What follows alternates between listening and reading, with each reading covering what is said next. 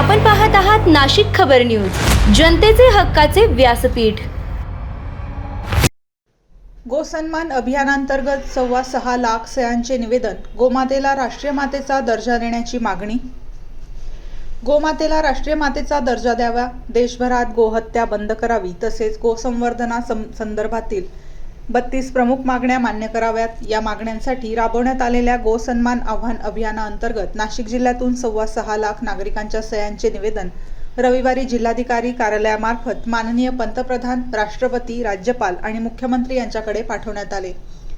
या अभियानात नाशिक जिल्ह्यातील समस्त गोसेवक, गोभक्त, संत महंत आणि सकल हिंदू समाजाने मोठ्या उत्साहाने सहभाग घेतला।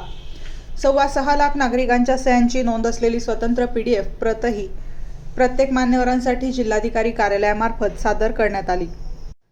यावेळी गोमातेला राष्ट्रीय मातेचा दर्जा देणे, गोहत्या बंदीची कठोर कारवाई अंमलबजावणी करणे, तसेच गोसंरक्षणासाठी आवश्यक कायदेशीर आणि प्रशासकीय उपाययोजना तातडीने राबवण्याची मागणी करण्यात आली। या प्रसंगी नाशिक जिल्ह्यातील संत महंत, गोसेवक, गोभक्त, विविध हिंदू संघटनांचे पदाधिकारी आणि शेकडो कार्यकर्ते मोठ्या संख्येने उपस्थित होते।